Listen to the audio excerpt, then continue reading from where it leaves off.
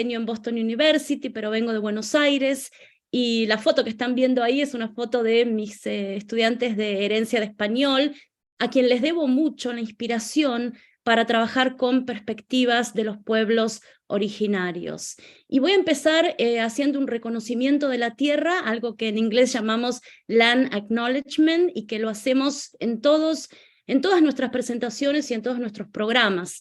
De hecho, yo lo voy a hacer en español, y voy a decir: reconocemos que el territorio donde está Boston University hoy, donde yo les estoy hablando ahora, es el de la nación Mashpí Wampanoag, un lugar donde honrar y respetar a estos pueblos y apoyar los esfuerzos de los líderes de las comunidades indígenas. Hoy la violencia dirigida a las personas indígenas continúa. Cuando se borra su historia, se trivializan sus culturas, se roban sus recursos, se explota su trabajo y se pierden sus vidas. Para luchar contra esta violencia, los que ocupamos esta tierra tenemos que escuchar y amplificar las voces de los pueblos indígenas. Muchas gracias por dejarme leer esto, y cuéntenme en el chat cómo se sienten hoy. Hay 2 pinturas acá, a ver si alguna de estas describe cómo están. Cruzando Fronteras es la primera, de Paula Nicho Cumés, es una artista de Guatemala. Es una obra del 2013, y como ven trabaja con un montón de los materiales auténticos de la cultura indígena de Guatemala, los textiles, ¿verdad? El sombrero. Del otro lado tenemos Sorriso Cugar, el cugar sonriente de Denilson Paniagua, un artista de Brasil que está más interesado en mostrar los aspectos de su cultura indígena en relación a la modernidad, y se puede ver en la pintura. Yo me siento un poco como cruzando fronteras, porque veo que hay gente de todas partes, me pone muy contenta. Sí, ahí estamos atravesando fronteras y juntos en este Zoom, gracias a la pandemia, una de las buenas cosas que nos dejó esta pandemia. Bueno, voy a contarles un poquito cuáles son los objetivos para hoy. Vamos a trabajar por qué incluir las perspectivas de los pueblos originarios en los programas de lengua, y voy a hablar un poco de mi marco teórico, que son las pedagogías inclusivas, antirracistas y decoloniales, algo que también he estado trabajando los últimos años. Vamos a hablar un poco brevemente de la situación de los pueblos originarios en Latinoamérica y cómo traducir esta situación de esos pueblos a los programas de lengua o de literatura, ¿no? Y cómo incorporar materiales auténticos en cada uno de nuestros cursos. Vamos a identificar esos recursos y pensar en desarrollar actividades que muestren estas perspectivas. Y voy a hablar muy básicamente de qué cosas tener en cuenta para desarrollar esas actividades, los temas, las preguntas esenciales, ¿verdad?, que empiezan cada unidad, los objetivos lingüísticos, las tareas, o en inglés los tasks, que vamos a dar en cada clase o con cada trabajo, y vamos a tener en cuenta lo que acá llamamos las 5 Cs, cómo incorporamos comunicación, culturas, conexiones, comparaciones y comunidades. Entonces vamos a ver cómo podemos trabajar con todo esto, o al menos darles un panorama en esta hora y media. Me gustaría saber qué piensan ustedes de empezar esta presentación con esta obra de Diego Rivera, que se llama Caña de Azúcar. No se llama Una forma de estar en el mundo, así es como la titulé yo, pero se llama Caña de Azúcar. Y yo no puedo ver el chat, no sé por qué no puedo ver el chat, pero me gustaría que me dijeran qué piensan, o que pensaran ahí y lo compartieran con la moderadora, de esta obra de Diego Rivera, Caña de Azúcar. ¿Qué ven acá? Ups, me fui una. ¿Qué ven en esta obra? Es muy interesante para reflexionar, porque en esta obra vemos 2 cosas. Andrea, si quieres compartir algo de lo que están diciendo en el chat, porque no tengo... Sí, por supuesto. Ahorita tenemos todos los saludos de nuestros asistentes desde lugares que no había tenido contacto desde hace mucho tiempo. Me estoy muy sorprendida de todos los lugares de donde están conectados. Ahí estamos todos cruzando fronteras. Exacto, muy bien. Aquí tenemos a Marisolca que nos dice que ve gente trabajando. Gloria Carvajal nos dice el trabajo indígena durante la colonia. Roxana Cruz, una forma de vida. Anet Vera, la explotación que sufrían las comunidades indígenas y oriundas de parte de las colonias. También tenemos a Alexandra que nos dice perdóname, es que pasan tan rápidos, ¿no? Otro, Peter Giancarlo Jancar, la gente indígena está trabajando y los blancos se están dirigiendo qué hay que hacer. Ahí está, ¿no? Nos vamos a quedar con ese que es muy interesante, porque claro, están trabajando, están haciendo un trabajo durísimo, y la gente blanca está diciendo lo que hay que hacer. No solo la gente blanca, si ustedes observan bien este trabajo de Diego Rivera van a ver que también depende, ¿no? Cuanto más blanco, menos hace, ¿verdad? Que hasta el jefe es rubio, los mestizos, el capataz, que pareciera medio mestizo, y las poblaciones indígenas trabajando, ¿no? Eso es lo que vemos. Entonces me parece una gran obra para hablar un poco del marco teórico de esta charla, que es el colonialismo, la colonialidad y la descolonialidad, que es lo que quiero trabajar en relación a los materiales. Porque el colonialismo básicamente es un término que se refiere a la ocupación de la tierra, la explotación de los recursos, incluyendo las personas, pero hay otra cosa que es la colonialidad, que es básicamente lo que sustenta, o en cierta manera el resultado de ese colonialismo y lo que sustenta ese colonialismo, ¿no? Y como el último comentario que recibimos, ¿no? Cuando habla del color de la piel, la colonialidad funciona creando estos sistemas de jerarquías que son racializadas, ¿verdad? El que trabaja es el más oscuro, ¿verdad? Son racializadas y estas jerarquías no solo tienen que ver con el color de piel, tienen que ver con el conocimiento también. La jerarquía es la jerarquía del conocimiento, ¿no? Esta colonialidad se sostiene justamente por el rechazo de esta producción de conocimiento de los pueblos colonizados. Niega los sistemas de conocimiento indígenas precoloniales, ¿no? De saber, crear, de ser, y esto permea todos los niveles de lo que somos, de nuestra subjetividad, incluyendo la identidad, la sexualidad, el género, y vamos a ver un ejemplo muy simple de cómo funciona esto. Miren este fragmento de un video de un programa sobre antirracismo, Identidad Marrón, que es un grupo de mujeres y hombres marrones, activistas, que conversan sobre esta cuestión. Y miren esto. ¿Cómo se construyó esa subjetividad? Hay una subjetividad construida desde la blanquitud, donde no nos vemos reflejados en ningún lado. Yo nunca me sentí bella, yo nunca me sentí que, no sé, hoy hablábamos de las narices, digamos, ¿cómo pude yo llegar a odiar mi rostro tanto de no querer verme al espejo y querer tener otra nariz? Porque esa nariz estaba asociada, digamos, a cuerpos marrones, a cuerpos indígenas, el no verte, el no proyectar vida posible que no sea más hasta ahí nomás, ¿no? No pensarse, no sé, una marrón, yo lo que quiero es que una niña diga, quiero ser presidenta, ¿no? Quiero ser, no sé, dedicarme, no sé, a ser actriz y ser figura de la televisión. Y eso no me lo imaginé nunca, y nunca lo pude pensar porque no estaba en mi imaginario, no estaba... Muy bien, entonces este es un ejemplo muy simple, ¿verdad? Para entender hasta qué punto la colonialidad permea nuestra subjetividad. Ella dice, ¿cómo pude llegar a odiar tanto mi rostro? Esta nariz es la nariz asociada a los cuerpos marrones, ¿verdad? A los cuerpos indígenas, y de ahí uno no puede proyectar nada más. Entonces, por eso decía una forma de estar en el mundo, ¿no? Refiriéndome a esa colonialidad. Y lo que yo propongo, incorporando estas perspectivas de los pueblos originarios a nuestros programas de estudio, es decolonizar el conocimiento y decolonizar el ser.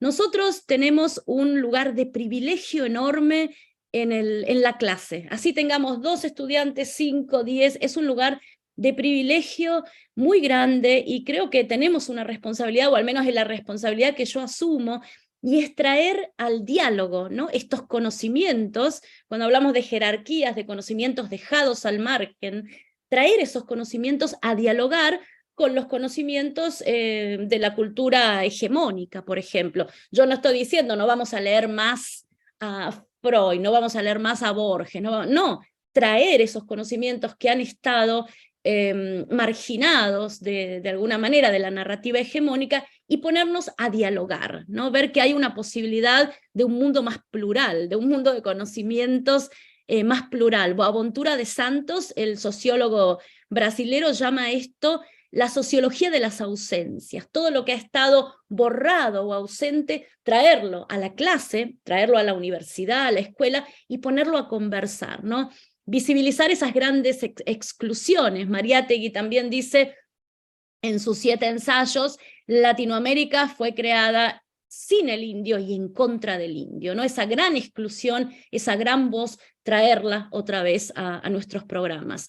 También esta idea de tener una ecología de saberes, un diálogo, es trabajar no solamente con trabajo académico, sino traer a la clase conocimiento nacido en la lucha, hablar de los activistas. Hay un saber ahí muy importante para trabajar. Usar metodologías colaborativas en la clase, ¿no? Nosotros no nos vemos que tenemos un lugar de poder en la clase, nos vemos como facilitadores, pero tenemos una enorme responsabilidad en ese poder y tenemos que compartirlo, y tenemos que tratar de usar también metodologías colaborativas para que ese saber circule, digamos. Y esto con la idea de aspirar al cambio social, ¿verdad? Porque los que estamos en la escuela, los que estamos en la universidad, hay que pensar, ¿para qué enseñamos? ¿Enseñamos para crear sujetos que van a funcionar en un mercado específico? ¿O enseñamos para tratar de desarrollar habilidades que hagan que esas personas vuelvan al mundo, vayan al mundo, con un saber que les permita hacer algún tipo de cambio en la sociedad? Entonces vamos a ver brevemente cuál es la situación de los pueblos originarios en Latinoamérica. Acá tienen unos porcentajes más o menos de la gente, de los pueblos originarios. Son porcentajes un poco, yo siempre los considero un poco débiles, digamos, porque hasta hay algunos censos donde no existía la categoría para identificarse como parte de un pueblo originario. Recién en el último censo argentino, el año pasado, creo que fue, apareció esa categoría, ¿no? No existía. Entonces, bueno, estos son bastante relativos, pero nos da una idea de esas 50 millones de personas indígenas que viven en Latinoamérica. Increíblemente, esas personas, el español y el portugués en Latinoamérica convive con casi 500 lenguas indígenas. Son 400 y pico, 36% de esas lenguas están en peligro de extinción. Entonces, es importante ver, también traerlas, ¿no? a ayudar a que esto no pase, y vamos a hablar de esto. La visibilidad y la participación política de los pueblos originarios aumentó los últimos 20 años. Bolivia ha tenido su primer presidente indígena, etcétera, etcétera. Las mujeres en Centroamérica han sido muy importantes en la resolución, en la negociación de la paz, por ejemplo, pero todavía no es suficiente. Y si vamos a verlo desde un punto de vista estrictamente económico, las familias indígenas tienen 3 veces más probabilidades de vivir bajo la línea de pobreza, más que obviamente que la población blanca y también que la población mestiza. Entonces estos son esto de la Comisión Económica de América Latina en el 2014 dio estos consejos, ¿no? Para mejorar la situación, para reducir las vulnerabilidades de los pueblos indígenas. Dice, profundizar la participación, adecuar culturalmente los servicios. Ellos hablan de educación, yo también agregaría el sistema de salud, y vamos a hablar acá también de salud intercultural, y responder a las necesidades nuevas, ¿no? de las poblaciones indígenas, que son muy diferentes a las necesidades que tenían en otros tiempos, digamos.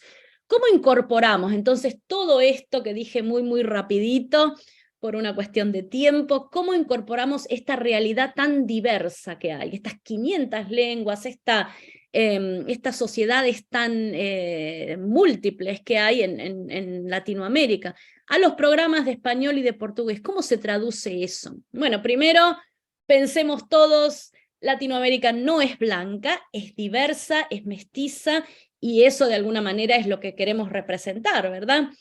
el español y el portugués coexisten con estas lenguas indígenas, y entonces cuando vamos a representar estas poblaciones, para mí hay algunos puntos muy importantes para considerar cuando elegimos esos materiales. Primero, las poblaciones indígenas no representan un pasado idílico al que hay que volver, ¿verdad? Ahora se está volviendo esta cuestión, la Pachamama, la Madre Tierra, no sé qué, se están volviendo objetos de consumo, ¿no? En esta sociedad capitalista, esos conceptos. Y un poco pensar estas sociedades en esa forma idílica es infantilizarlas completamente, y yo creo que lo que hay que hacer es enfocarse en lo que pueden hacer hoy, y vamos a hablar de eso extensamente, lo que pueden hacer hoy, las respuestas, las soluciones que dan hoy para problemas globales, que son muy, muy interesantes. Entonces, no podrían, de todas formas, ese pasado idílico, no podrían consumir y producir de las mismas formas que lo hacían hace 500 años, ¿verdad? Otra cosa es pensar que nosotros decimos las poblaciones indígenas, los pueblos originarios, son naciones multiculturales, ¿verdad? Hay una diversidad enorme y no podemos tener la prepotencia intelectual de pensar que a través de unos cuantos conceptos podemos conocer a estas sociedades. Por otra parte, como todos los latinoamericanos sabemos, hay 108 pueblos indígenas que son cross-fronterizos, ¿no? La idea de frontera, como la conocemos ahora, de frontera moderna, es una cuestión nueva, ¿verdad? La gente mapuche es gente mapuche y su tierra es el Gualmapu, no es ni Chile ni es Argentina. Hay pueblos que viven entre fronteras, de todo tipo, ¿no? Fronteras del Estado moderno, fronteras lingüísticas, y esto es a lo que quiero volver. Quiero pensar a estas poblaciones cómo contribuyen a pensar los problemas globales que enfrentamos. También es importante, además de representar esta realidad tan compleja latinoamericana, al menos, por ejemplo, en las aulas de Estados Unidos, 20% de los estudiantes ahora son latinos, no son latinoamericanos. Muchos de esos vienen de familias mestizas o originarias. Entonces tengo dos cosas para representar: la realidad latinoamericana y la realidad de mis estudiantes, ¿no? Para mí los programas que reflejan las historias y las culturas de los estudiantes son cruciales. Yo quiero ver a todos representados. Imagínense lo que es estudiar con programas que tienen materiales que en alguna manera son ofensivos a mi cultura o que no me muestran.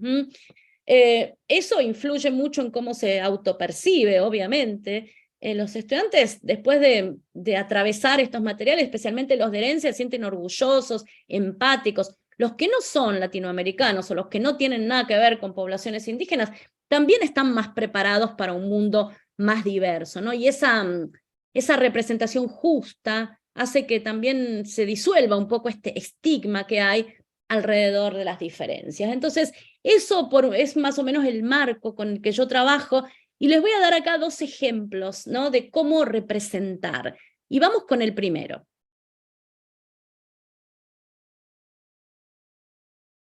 La primera década del milenio dejó mensajes contrastantes y a veces contradictorios para los pueblos indígenas de Latinoamérica. Por un lado, como latinoamericanos, los pueblos indígenas se beneficiaron muchísimo de la década dorada. Mejoraron el acceso a muchos servicios básicos y a la educación y redujeron... Ahí tenemos un ejemplo. Y miren este.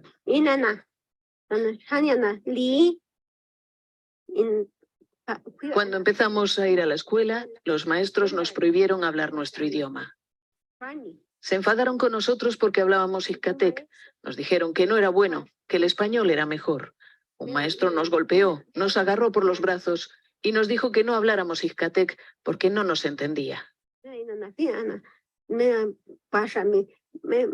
María. Entonces, tenemos dos modelos de representación acá. Yo diría que está bien incluir los dos, pero si ustedes piensan en el primero, es otra vez una persona blanca hablando de los pueblos indígenas. Está bien, nos da un panorama justo, ¿no?, de lo que está pasando, un informe, pero el segundo video, aunque necesite la traducción, tenemos a la voz de la persona, tenemos a la persona hablando. Y a mí me parece muy importante cuando vamos a buscar estos materiales, tratar de, en nuestras clases, amplificar las voces de los pueblos indígenas, no narrarlas de alguna manera, sino traerlas a nuestra clase y amplificarlas. Entonces, yo personalmente me quedaría con la segunda forma de representación. Y les voy a decir brevemente otra cita de el gran Juan Carlos Mariátegui sobre este tema de las voces auténticas. Cuando él hablaba de literatura indígena, decía: si debe venir, vendrá su tiempo, cuando los propios indios estén en grado de producirla. Eso es lo que decía Mariátegui, es decir, cuando tengan voz, ¿verdad? Ahí van a existir. Entonces a mí me parece que esto es una idea. Trabajar con voces auténticas. Y uno de los nuestros son programas de lengua. A mí me parece muy interesante empezar a pensar, perdón, qué pasa con estas lenguas y cómo representamos esta variedad lingüística. Hay una profesora muy interesante, Susan Moore, profesora de sociolingüística de la Universidad de Bonn, dice que hay factores físicos, sociopolíticos, socioeconómicos que influyen en la pérdida de las lenguas indígenas. Que dijimos, 36% de ellas están en peligro de perderse. Los factores físicos, por supuesto, las epidemias, las muertes, se muere la persona, se mueren las sociedades, se mueren las lenguas. Los sociopolíticos, hubo muchas oportunidades donde la gente indígena se le ha prohibido hablar su lengua, ¿verdad? En las escuelas, y los socioeconómicos, que son algunas familias mismas, no quieren que sus hijos aprendan sus lenguas porque no quieren que sufran la misma discriminación que han sufrido ellos. Por ejemplo, Yalitza Aparicio, la protagonista de la película Roma, ella dice que tuvo que reaprender mixteco cuando tuvo que filmar la película, porque el papá no quiso enseñarle, ¿no? Porque no quería que la discriminaran. Entonces, este es un caso de factor socioeconómico. Quería que tuviera éxito, oportunidades. Estas son dos películas que yo muestro en la clase de español. La primera es Siete Cajas. Me interesa mucho cómo se muestra la alternancia de lenguas en Paraguay, que son prácticamente bilingües con el guaraní. Y Roma la muestro en niveles más avanzados, que muestra cómo se habla mixteco. Y les voy a mostrar un pedacito apenas de otra de las películas del mismo director de Paraguay, que se llama Los Buscadores. Es una película excelente si ustedes enseñan clases de españoles para escuela secundaria, por ejemplo, para jóvenes. Es muy, muy divertida, y les voy a mostrar cómo se ve ese bilingüismo, ¿verdad? Esa alternancia de lenguas.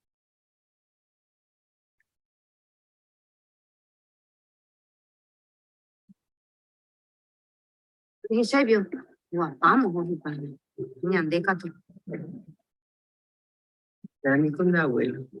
Pues tenemos varias plata. Consecuencia de la guerra de la Triple Alianza para Paraguay. ¿De qué no nos tenemos que olvidar, chicos?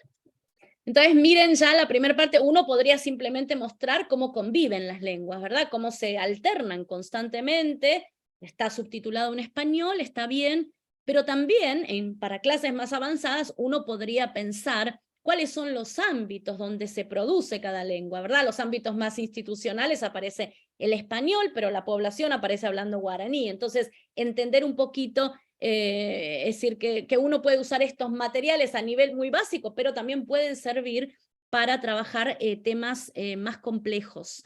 Otra película que recomiendo mucho, otra cineasta, es Marta Rodríguez, de Colombia. Ella es la pionera del cine documental en Colombia y en América Latina. Tiene una película preciosa que se llama La Sinfónica de los Andes, que es sobre las consecuencias de la violencia en Colombia, y las consecuencias que tuvo por supuesto, las poblaciones más vulnerables, las más afectadas, que son los pueblos indígenas, y especialmente los niños. Entonces, esta gente de la etnia Nasa creó una orquesta para homenajear a todas esas víctimas de violencia, en especial a 3 niños. Entonces es muy hermoso, porque uno muestra un poco la tragedia, la opresión, pero también las respuestas que tienen estas comunidades a esa tragedia, y en este caso es una respuesta muy hermosa. ¿Podemos hacer un programa todo de perspectivas indígenas? Podemos, pero también podemos simplemente integrarlas de manera más fragmentaria, entre otra cantidad de materiales. Por ejemplo, yo había pensado, no sé si ustedes conocen esto, la Land Philharmonic, que es una orquesta también de Paraguay, que crearon los que recolectaban, bueno, había gente que recolectaba basura, encontraron un instrumento musical en la basura, empezaron a reciclar y a pensar la idea de construir instrumentos musicales desde la basura, y formaron una orquesta preciosa. Entonces a lo mejor podríamos poner estos materiales, como el material de la colombiana que les mostraba acá, la Sinfónica de los Andes, con esto, ¿no? Como la música es una forma, o el arte es una forma de dar respuestas a realidades que son realidades terribles. Hay muchísimas películas. Yo acá les muestro 3 que me gustaron, se las muestro solamente porque están en línea y cuando les pase al final la hoja de los recursos las van a ver. Son muy accesibles, porque hay otras que son más difíciles de encontrar, ¿verdad? Pero estas son muy lindas, están en línea, y no hace falta tampoco usar estas películas completas. Yo, por ejemplo, cuando estaba viendo estas Sembradoras de Vida, encontré, hay una parte, esta mujer boliviana, que habla sobre los deseos que tiene para su comunidad, y claro, yo soy maestra de lengua, escucho esa parte y digo, ¡ah! Hay como 6 subjuntivos seguidos. Entonces tomé simplemente un fragmento para trabajar el subjuntivo con esto, y les voy a mostrar cómo lo hice. Les voy a mostrar primero el clip. Hice un clip. Pues luego de tanta historia, luego de tanta lucha, y nos llega la esperanza. En esa esperanza quisiera ver primero mi comunidad, una comunidad surgida, una comunidad desarrollada, una comunidad donde tenga sus servicios básicos como se debe, como se merece, como los pueblos indígenas, como seres humanos. Y también que haya respeto a los derechos humanos y mayor respeto a los derechos de la madre naturaleza. Que sea un país que tenga su identidad como un país intercultural, plurinacional, como menciona en nuestra Constitución de la República. Pues, bueno, solamente eso, yo hice ese clip, ¿verdad? Porque dije, acá tenemos un montón de texto con el subjuntivo que tenga, que haya, que sea, y no necesito pasar toda la película. Miren el trabajo que hice, por supuesto un trabajo de vocabulario, dura 1 minuto 2 el clip, y acá están las instrucciones. Mira el video, escucha, sin hacer nada, escucha el video siguiendo el texto que yo les copié acá, y una tercera escucha subrayando los verbos del subjuntivo.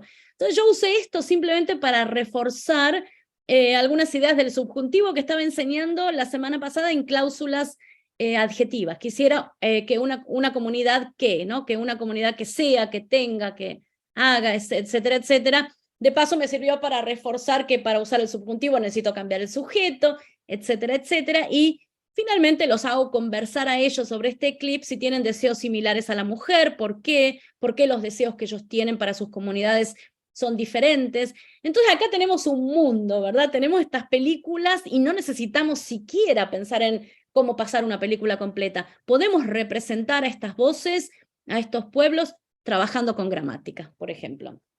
Y este Festival de las Lenguas Originarias que se hace en Perú cada año es muy interesante. Claro, a veces hay que pagar para acceder a la película, lo cual es lógico. Las películas a veces están poco tiempo puestas acá, pero hay muchos trailers, hay muchos clips, y para mí es un lugar de recursos maravilloso si quieren mirar para hacer cosas como las que hice, por ejemplo, con el subjuntivo. Otra forma de trabajar el lenguaje, sobre todo en clases donde hay chicos jóvenes, yo enseño chicos de 18, 20 años, es con música. Y esta es Renata Flores, la adolescente que es viral, que hace música en quechua, no solo música en quechua, canta quechua, español, y hace covers de música de Michael Jackson, por ejemplo. Entonces vemos ahí 3 culturas y cómo dialogan en el trabajo de Renata. Miren esto. Ñuhacani, Renata Flores, tengo 18 años y soy de Huamanga, Ayacucho. Cuando tenía 14 años hacía covers en quechua, era una responsabilidad muy grande poder cantar en quechua, poder concientizar y enseñar a las demás personas sobre el idioma. En quechua, porque mis abuelos son quechua hablantes, mis papás también hablan quechua, pero como que a mí no me han transmitido mucho el idioma. Muy bien, entonces los que están en Perú conocen muy bien a Renata Flores, los que están en otros lugares a lo mejor no, busquen todo el material de ella porque es muy interesante cómo se puede usar. Yo uso ese video para hacer una biografía lingüística, un ejercicio que les recomiendo a todos los profesores de lengua. Bueno, lo que les decía es que este video de Renata Flores, y perdón que estoy un poquito atrasada con la hora, este video de Renata Flores es muy útil para hacer estas biografías lingüísticas que son trabajos interesantes que se pueden hacer en la clase de lengua, porque sirven no solo para crear comunidad, para contar las experiencias que uno tiene en la lengua, sino también para analizar las actitudes hacia las lenguas en diferentes países, ¿no? Por ejemplo, miren la última pregunta, ¿recuerdas comentarios particulares o instancias en las que se comentó cómo hablas tu idioma u otro idioma? ¿No? Actitudes lingüísticas, no solamente, sí, se puede usar para todos los niveles, un nivel muy básico, que cuenten lo que estudiaron, o para analizar eso, como Renata dice, yo soy de la generación a la que no le han enseñado, no le han transmitido el quechua. Otro video que yo uso que me gusta muchísimo y que también es básicamente en español, es este de Anaí Mariulán, que es una cantante mapuche precioso, que se los recomiendo a todos, y es un video tan cortito de una canción que se llama Mapu Kimun, no estamos solas, y repite una sola frase en mapuche, Mapu Kimun, que significa el conocimiento de la tierra. Entonces yo siempre muestro este video porque es un video que uno puede usar para diferentes cosas en diferentes unidades. El instrumento que ella tiene es el kultrum, que es el instrumento típico mapuche, y les voy a mostrar este template, este modelo para hacer actividades. Por ejemplo, si tuviéramos un video, ¿no? Y son los elementos que yo uso para desarrollar estas actividades. Está en inglés, pero se los voy a decir rápidamente en español. Tenemos que pensar qué tema. Por ejemplo, este tema, Anaí Mariulán, puedo usarlo para hablar de las estaciones, de la naturaleza, de los instrumentos musicales, etcétera, etcétera, de geografía. ¿En qué unidad yo voy a usar este material? Por ejemplo, podría usarlo en la unidad de geografía, podría usarlo en instrumentos musicales, podría usarlo en celebraciones, la mujer, ¿no? ¿A qué nivel voy a desarrollar? ¿Para qué nivel de lengua? ¿Qué extensión va a tener? ¿Y cuál va a ser la pregunta importante que tengan que responder? Que es una pregunta que encabeza todas las actividades que ellos deberían poder responder al final de la actividad. ¿Y qué cosas voy a hacer con esto? ¿Verdad? ¿Qué les voy a hacer leer? ¿Cómo van a trabajar ellos? ¿Cómo lo van a presentar? Digamos, ¿van a escribir? ¿Van a hacer una presentación? ¿Cómo van a hablar con los compañeros? Todos elementos para tener en cuenta cuando desarrollamos. Y lo que acá usamos muchísimo son estas 5 Cs que decimos. ¿Cómo hablamos de las culturas, verdad? Las prácticas, los productos, las perspectivas culturales, y les voy a dar un ejemplo muy rapidito. Por ejemplo, la gente mapuche o Anaí Mariulán canta sus canciones en el bosque siempre. Un producto cultural podría ser el kultrum. Una perspectiva cultural, por ejemplo, la gente mapuche piensa que la canción o el espíritu de una persona está encerrado en ese kultrum, por eso es individual, ¿no? Es de cada cantante. Entonces, ver cómo puedo desarrollar qué conexiones y qué comparaciones, cómo conecto a la clase con la comunidad a partir de esto y cómo hago que ellos se comuniquen, ¿no? Acá esto se los voy a dar con los materiales, y estas son cosas que hay que pensar cuando uno desarrolla una actividad, qué estructuras gramaticales, qué vocabulario, etcétera, etcétera. Yo les voy a mostrar rapidísimo cómo me quedó a mí. Mi pregunta esencial es cómo nos relacionamos con la naturaleza de este video. Entonces acá están marcadas todas las actividades, qué es lo que van a interpretar, ¿verdad? Empiezo, esto es para un tercer semestre de español. Muchas personas en Chile hablan español y también la lengua indígena mapuche, que se llama mapudungún. En tu familia hablan 2 idiomas, conoces a muchas personas bilingües, ¿no? Una forma de entrar desde lo personal, ven que es muy cortita la canción. Entonces yo agregué una entrevista acá, otro material interpretativo, algunas preguntas para hacer con compañeros y hablo de perspectivas culturales. Describe una escena del video que muestre la cosmovisión mapuche, es decir, la idea de que somos parte de la diversidad de la tierra, ¿no? Como algo donde todos los seres vivos conviven en armonía.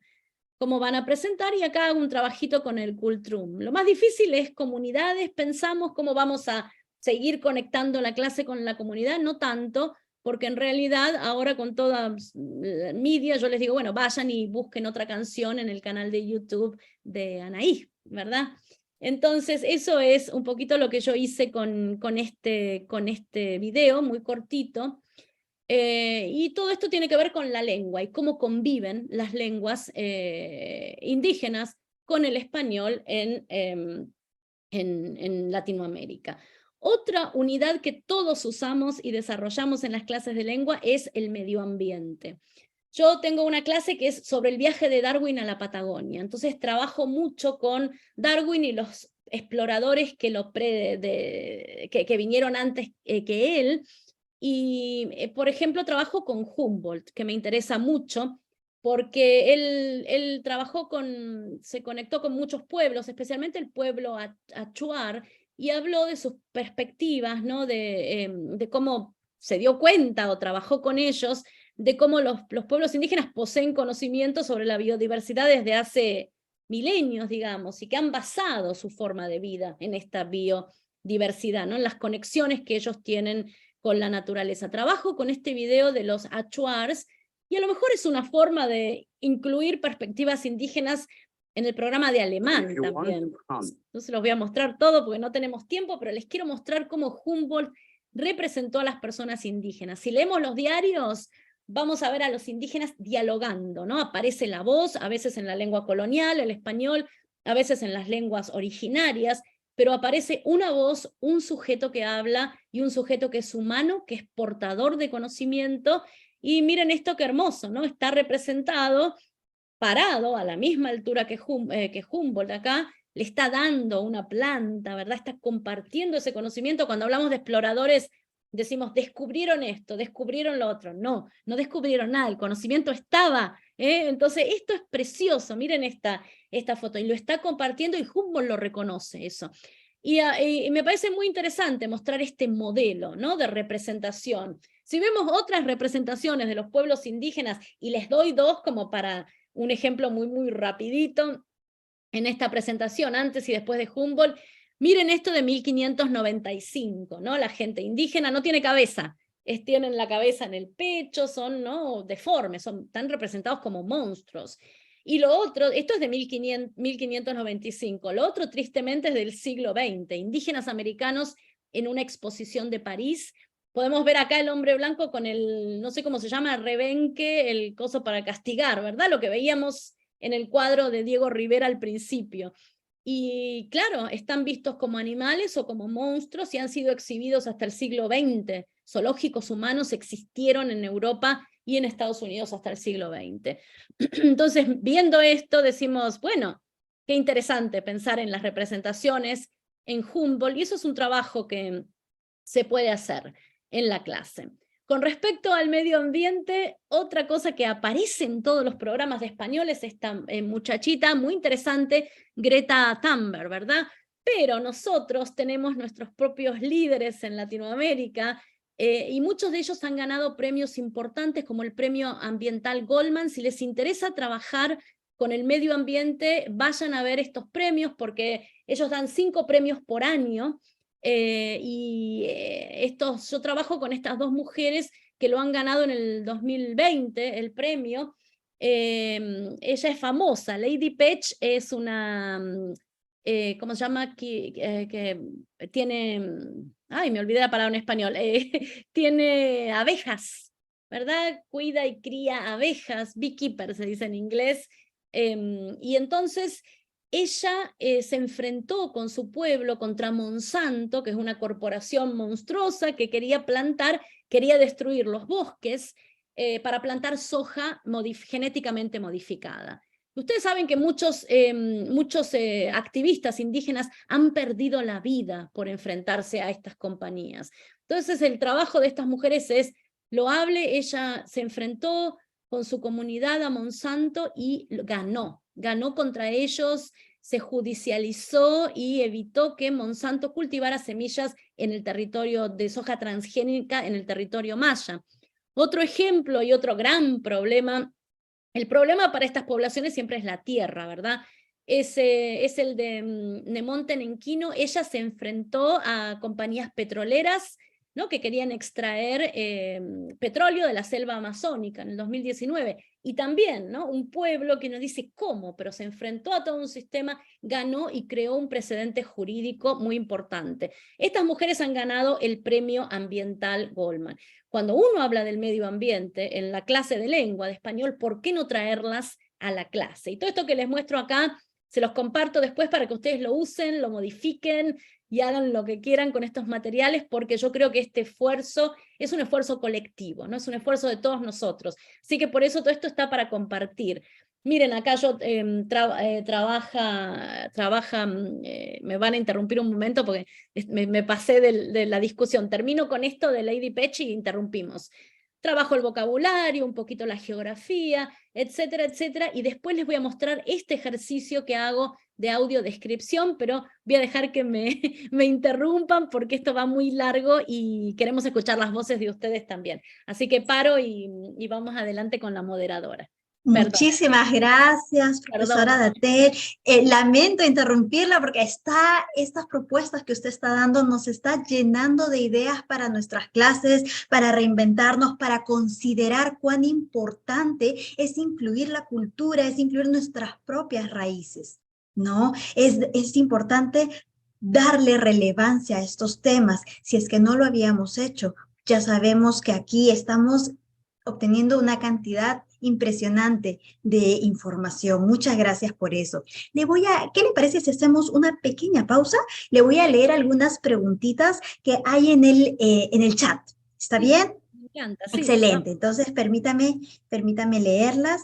La primera es de María del Carmen y nos pregunta, con tanta diversidad, ¿a qué fuentes confiables podemos recurrir para saber más sobre los pueblos originarios y así poder llevar al aula estos temas de manera responsable?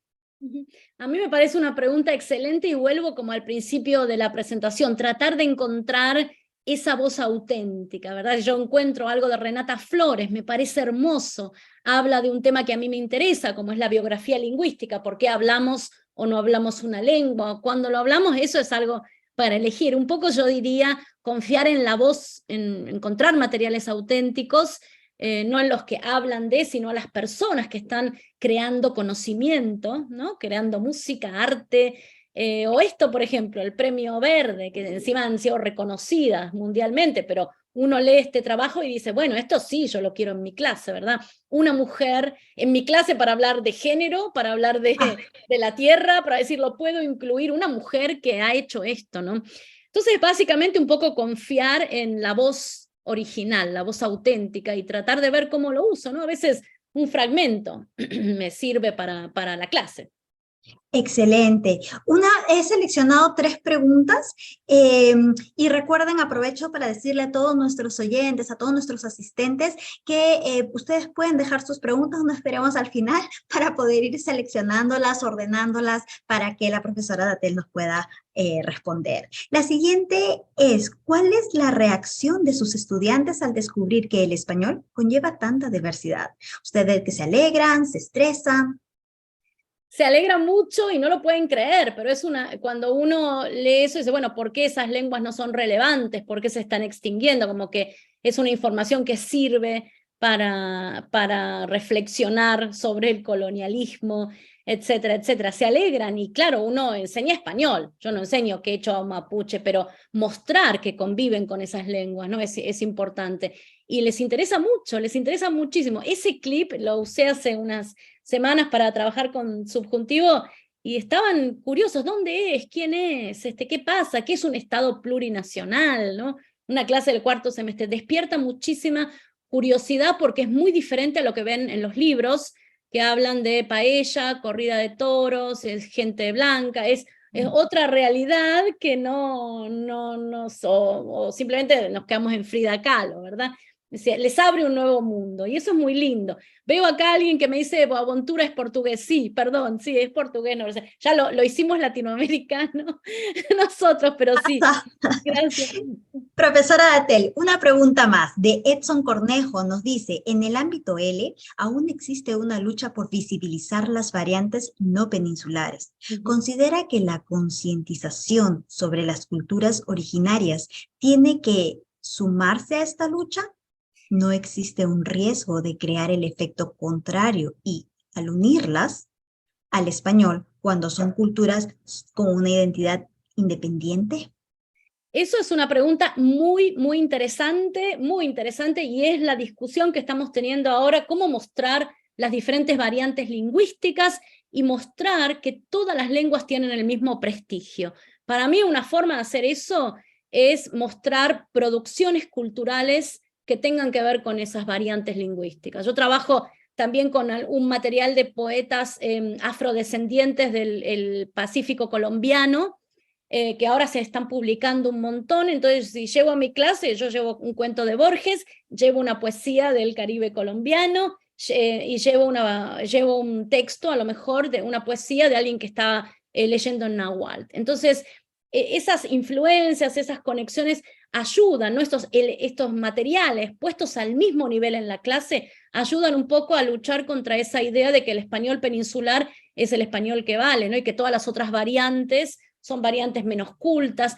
Es una pregunta importantísima para la clase de hablantes de herencia también, ¿no? Porque vienen a la clase con esta idea de que tienen un déficit, que vienen a aprender el español bueno. Bueno, no, el español que usa tu abuelita también es bueno y sirve para comunicar, y acá lo vamos a mostrar en una poesía, por ejemplo. Entonces, para mí, integrar estas perspectivas indígenas es validar un poco esa idea de variante lingüística en vez de una variante dominante que se nos quiere imponer desde una idea colonialista. Entonces, para mí es la misma lucha.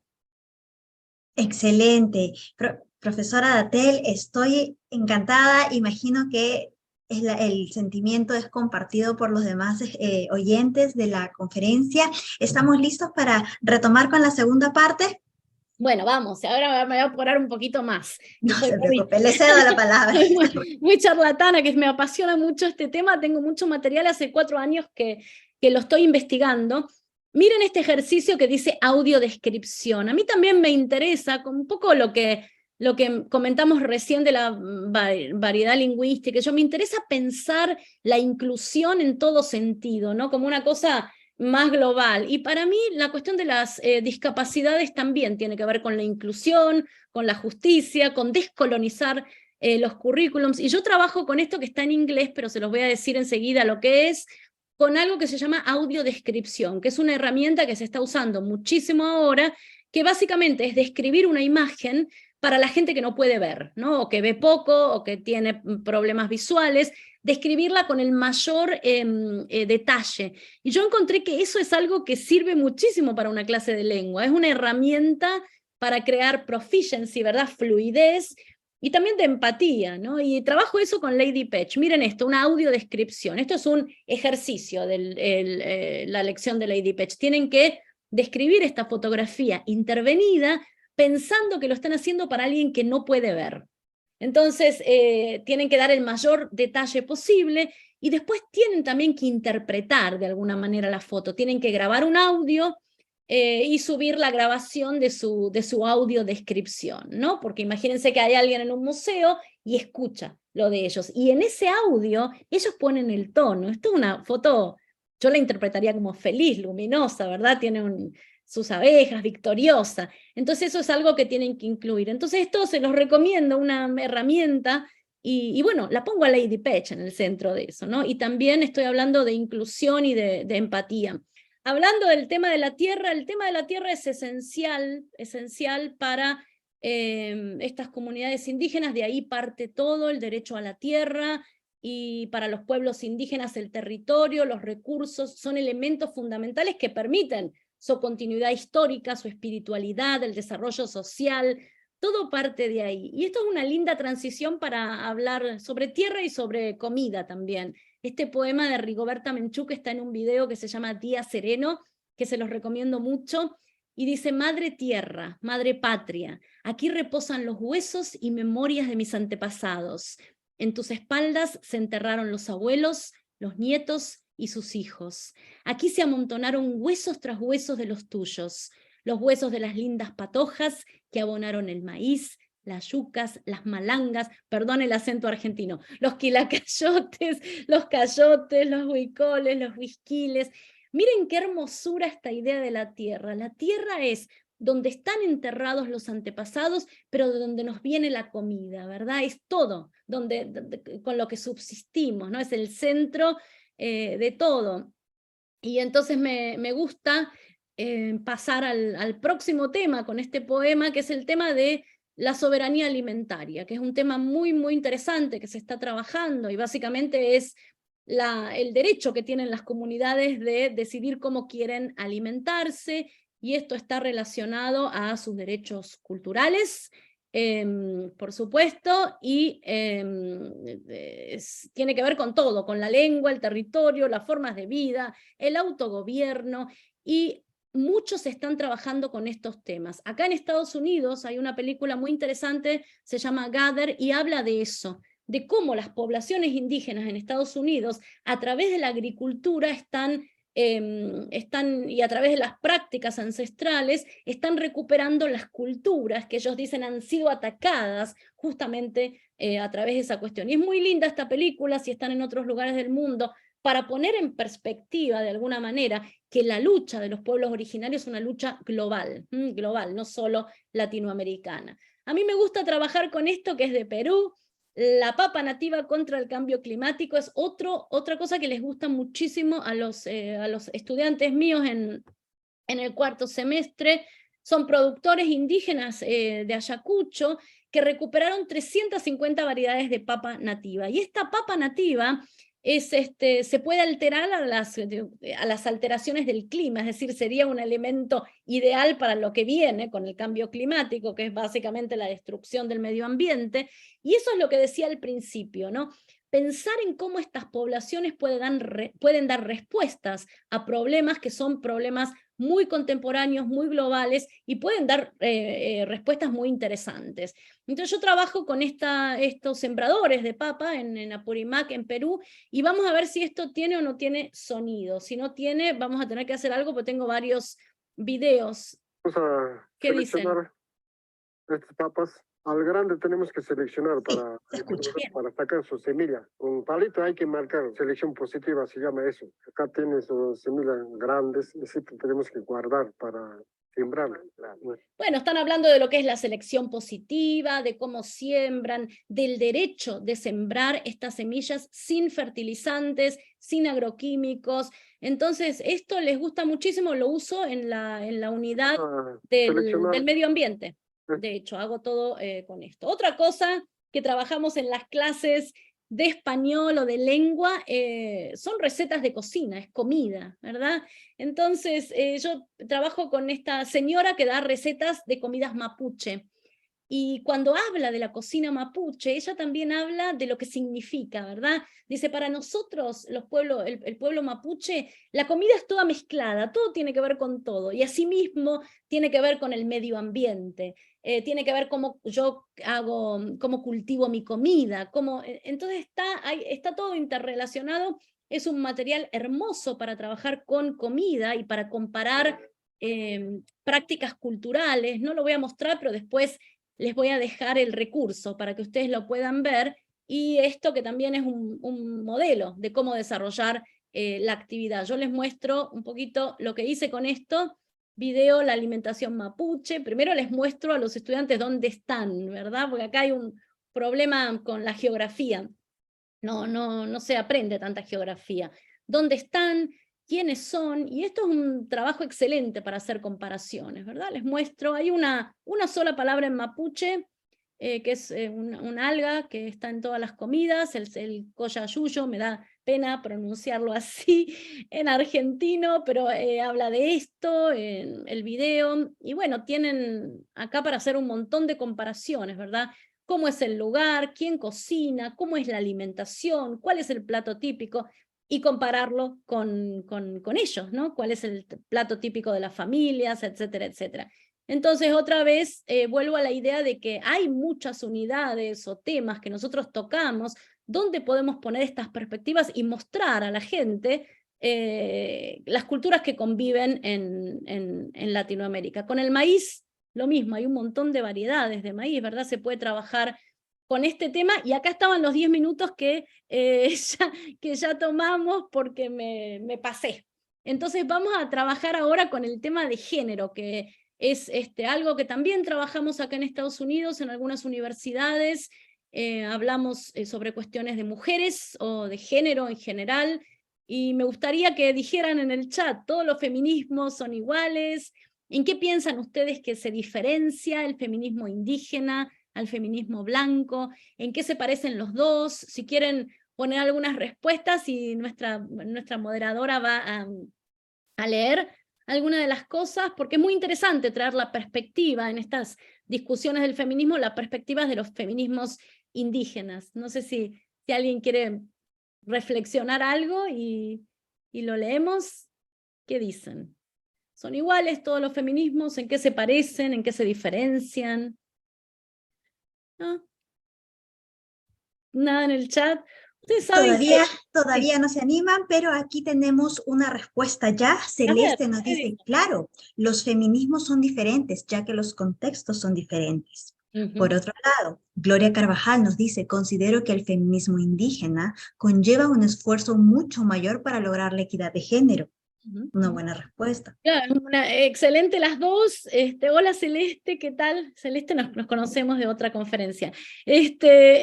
Claro, excelente, es mucho más difícil porque tienen varias opresiones, no la opresión de ser mujer también, sino la opresión de ser mujer indígena. Básicamente los derechos de las mujeres indígenas no se definen fuera de los derechos colectivos de las comunidades. Es mucho menos individualista que el feminismo blanco.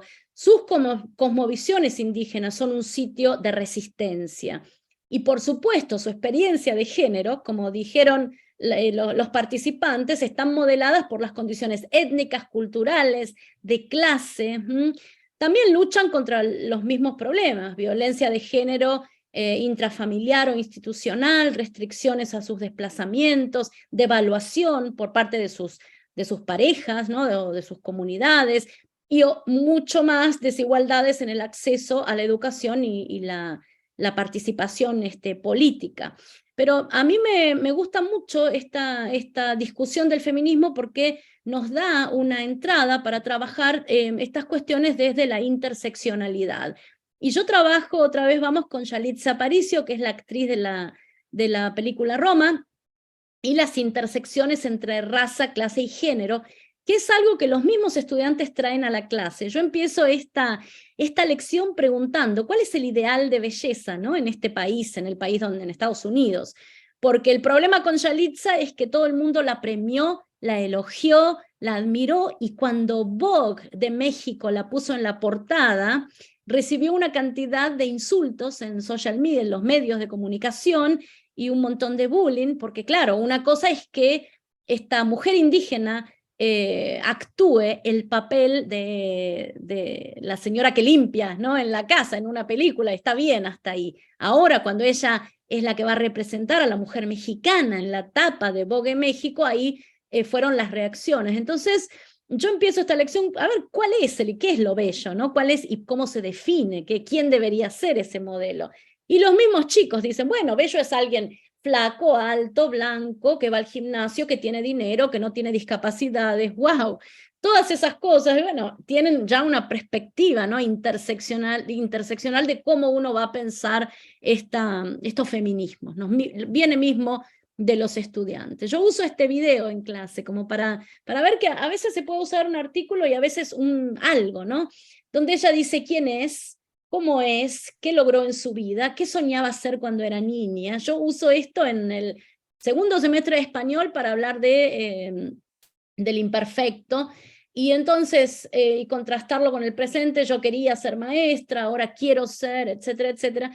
Entonces hago a los estudiantes interactuar un poco con esto que nos dice Yalitza, y de paso hablar de las cuestiones del feminismo. Cuando hablo de esto, me interesa mostrar cosas así. Miren este video.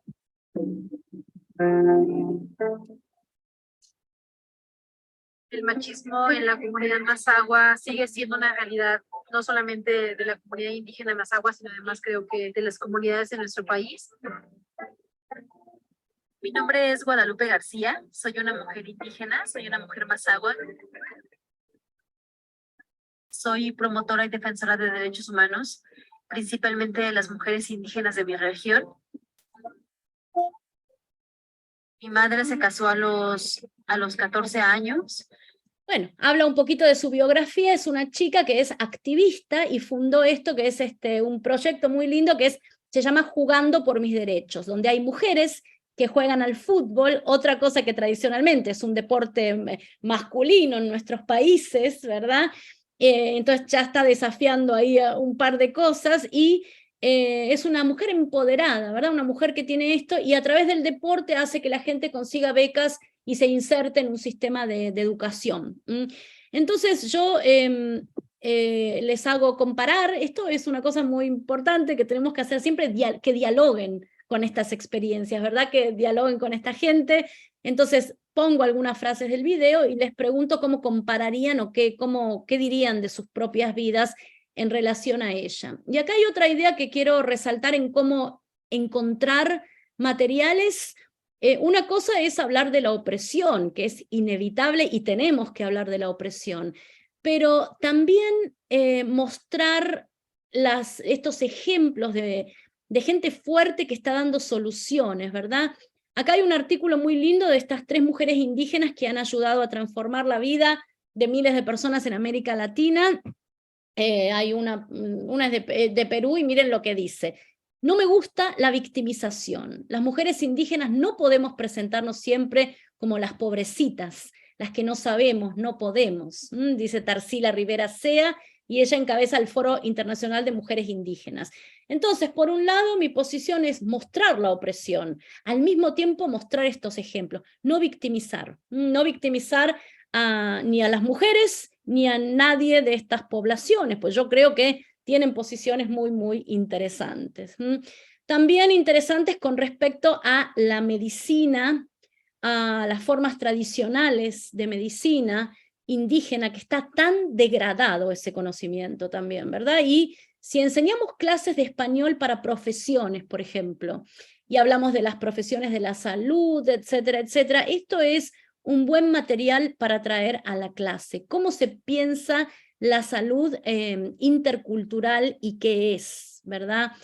Los pueblos indígenas tienen sus propios sistemas de salud, prácticas, recursos, materiales simbólicos, que por supuesto se remonta a las culturas prehispánicas y también ha variado a lo largo del tiempo, ¿no? Porque está influenciado por otras culturas, española, africana, la cultura moderna, y también por los cambios de perfiles epidemiológicos, ¿no? Cambiaron las enfermedades, entonces las respuestas son diferentes, pero hay elementos de esas prácticas médicas que podrían utilizarse en combinación y deberían utilizarse en combinación con la medicina hegemónica. Y hay proyectos muy, muy lindos para trabajar en la clase con respecto a esta perspectiva de la medicina, porque tanto en Nicaragua como en México han hecho enormes esfuerzos para integrar la medicina indígena a los sistemas de salud hegemónicos.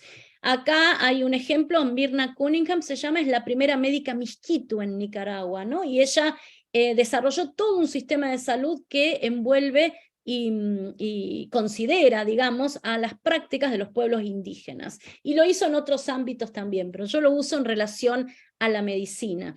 Y si vamos a ver esto de México. Dignificarla, porque hoy por hoy hay mucha discriminación hacia esta medicina tradicional indígena.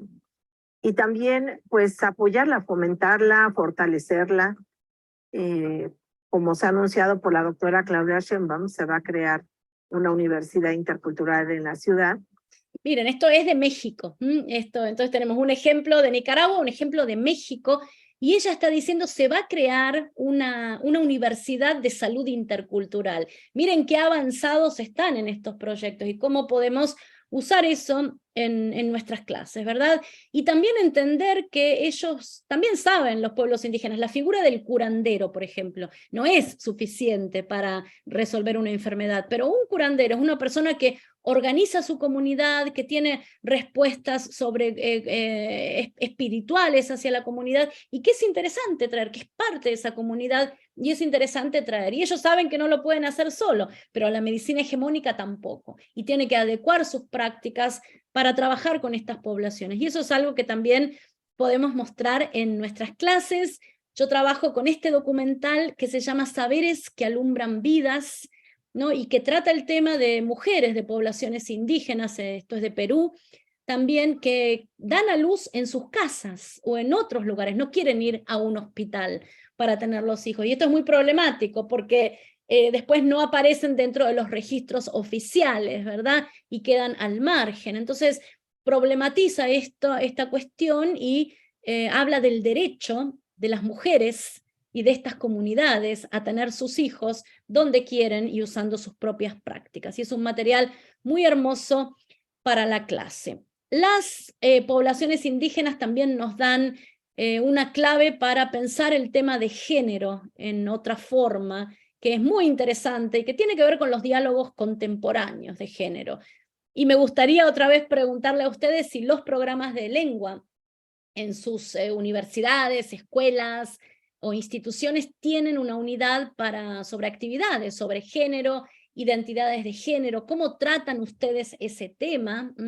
¿Hay estudiantes no binarios en sus clases, por ejemplo? ¿Cómo los representan? Acá en Estados Unidos está muy dividida la opinión. Hay escuelas que prohíben absolutamente hablar de nada que tenga que ver con eso. Yo por suerte estoy en una universidad que es muy progresista, en una ciudad que es muy diferente, y podemos hablar sobre esto, no directamente una unidad sobre género, pero tenemos una unidad sobre identidad. Y la cuestión de la sexualidad y el género, por supuesto, es parte constitutiva de esa identidad, y trabajamos con algunas de estas cuestiones. Y la diversidad sexual, los pueblos indígenas nos dan una clave de cómo lidiar con esto, ¿no? Y nos dan respuestas a esto. Es una forma de violencia neocolonial esperar que los pueblos indígenas o la gente de un tercer género, como lo quieran llamar, tengan que definirse con conceptos occidentales, ¿no? Cuando hablábamos al principio de la colonialidad, es decir, una cosa es el colonialismo, es la tierra, la explotación, y otra cosa es todo esto que heredamos, por ejemplo, estos conceptos sobre género, y hay elementos en las culturas indígenas que nos ayudan, nos empujan a revisar estas cuestiones de sexualidad y género a través de una lente de dualidad fluida, digamos, porque en casi todas las culturas aparece un tercer género, ¿no? De antes de la conquista. El Tidahuina, en la sociedad tidahuina, que está estudiada por un antropólogo muy interesante, Oliver Aliar, que trabaja con las personas de tercer género en esta comunidad, y en general ocupan lugares de prestigio en la comunidad, o los muyes en la cultura zapoteca, omeguit, kiwa, tevi, son todas categorías que no pueden nombrarse con términos occidentales y modernos, y es una forma de violencia obligar a estas comunidades a hacer esto. En la clase yo trabajo con este video hermoso sobre las muyes, que de una manera muy simple resume esta cuestión. Miren. En Juchitán, a las mujeres se nos considera como un tercer género. Aunque asumimos ese rol femenino, tenemos esta identidad mujer, que es lo que nos caracteriza. Está el hombre, la mujer y la persona mujer. Aquí no queremos ocupar un lugar, el de la mujer, porque la mujer es la mujer, el hombre es el hombre, y la mujer pues es la mujer. Me encanta esa última frase, la mujer es la mujer, el hombre es el hombre, La mulle es la mulle, ¿eh? No quieren ocupar el lugar de la mujer, no se quieren definir como transgénero, piensan el género desde otro lugar, ¿verdad? Y esto es un documental muy hermoso de la BBC, y lo uso para la clase, y también uso la cuestión de los 2 espíritus, que es como se llaman en las comunidades, en las naciones originales en Estados Unidos, a las personas de tercer género. Es difícil. ¿Cómo usamos esto, por ejemplo, en la clase de español para la primaria? Bueno, acá en Estados Unidos, por ejemplo, tenemos la historia del mes, el mes de la historia latina, por ejemplo, ¿no? Y a veces mostramos personalidades relevantes de la cultura. ¿Cómo empezar a mostrar estas cosas? Por ejemplo, acá hay una activista que es Muye, es una activista indígena Muye, que hizo muchísimo trabajo social. Yo la presento como un ejemplo de los latinos relevantes en el mes de la cultura latina. Otra forma es, Vogue también está haciendo estas cosas. Ellos pusieron una Muye justamente en la tapa de la revista. ¿Cómo se puede usar esta imagen? Se puede hablar de la cuestión de género, pero también se puede hablar de la ropa. Se puede usar sobre las identidades, tienen acá el abanico, que es típico español, y el típico bordado mexicano, ¿verdad? Entonces se puede trabajar con las 2 Fridas, por ejemplo, de Frida Kahlo. Se puede hablar de eso también sin hablar de género en los lugares donde no pueden hacerlo, ¿verdad? Pero yo trabajo directamente con estos artículos, me interesa mucho que piensen en la representación de estas cosas. Y por último, voy a hablar del tema de las discapacidades. En las culturas indígenas, la cultura tumacotolita, la cultura moche, los zapotecas, hay un montón de ejemplos, pero por una cuestión de tiempo yo les muestro esto.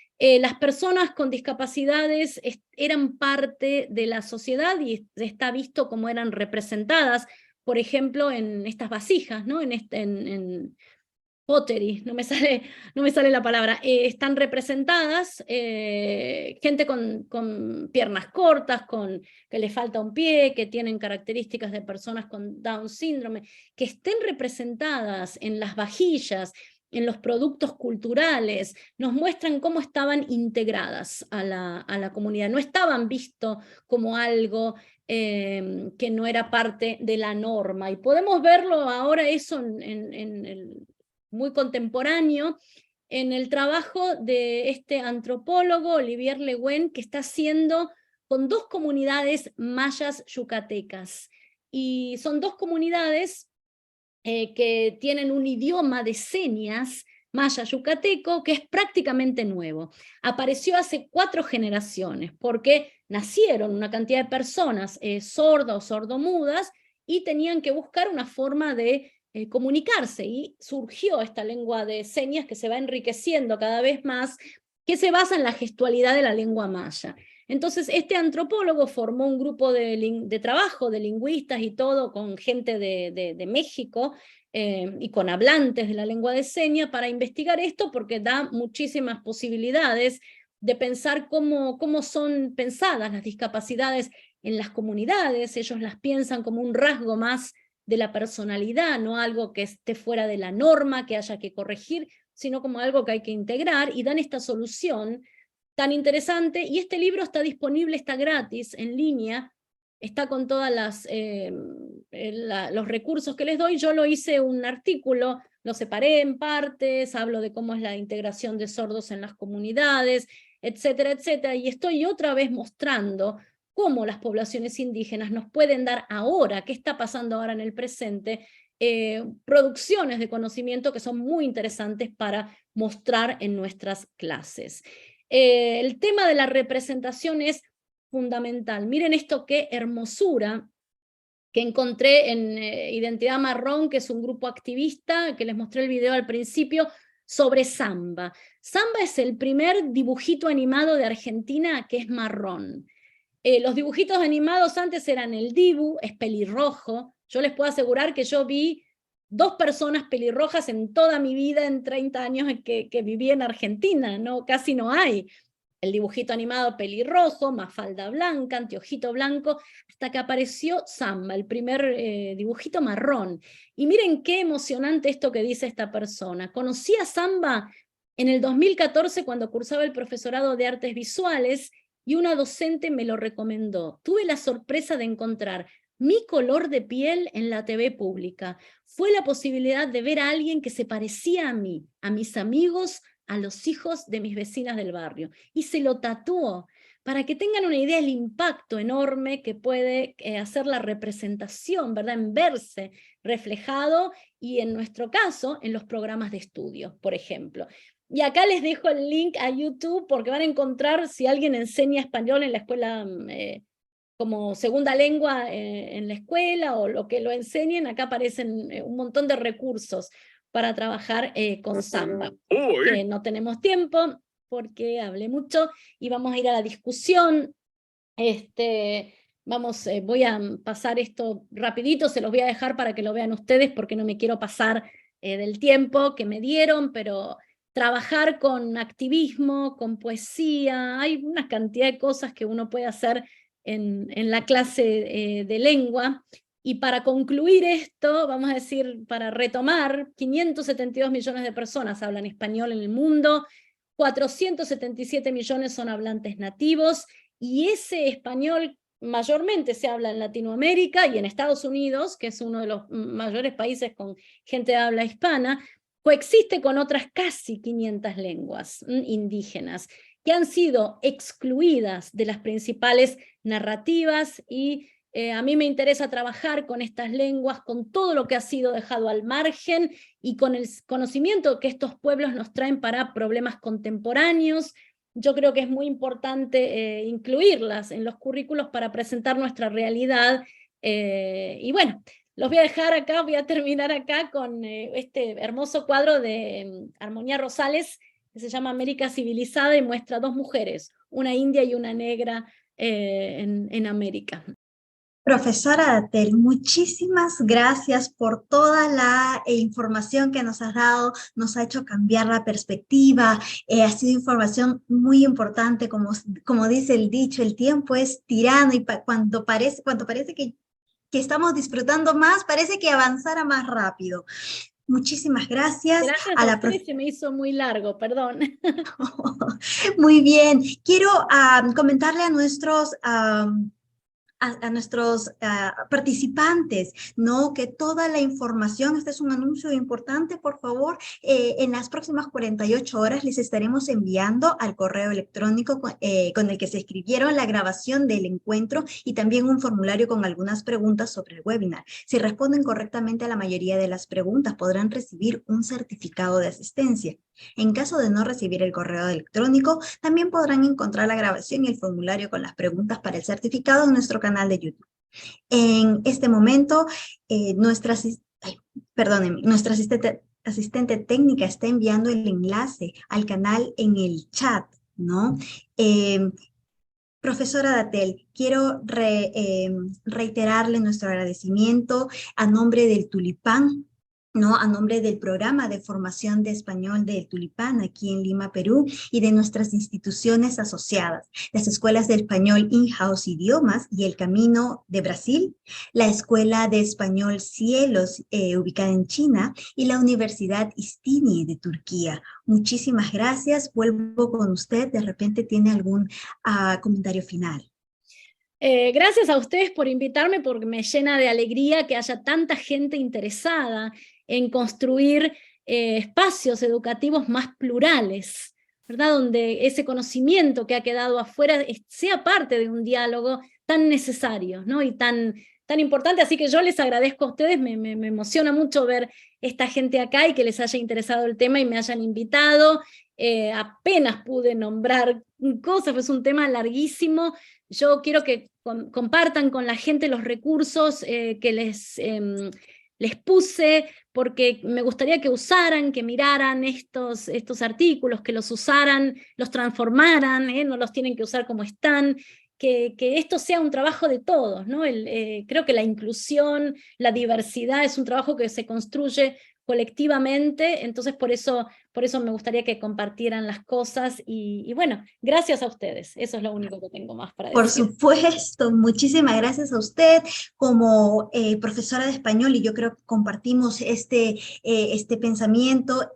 Todo este recurso que nos ha compartido nos va a permitir darle una nueva visión a nuestras clases, reorganizarnos, reinventarnos, renovar nuestro contenido y sobre todo elevarlo, porque lo que hemos visto aquí es una gran fuente de cultura, que es importante y necesaria cada vez que enseñamos una lengua. Muchísimas gracias nuevamente a usted, a nuestros oyentes. Gracias, hasta luego.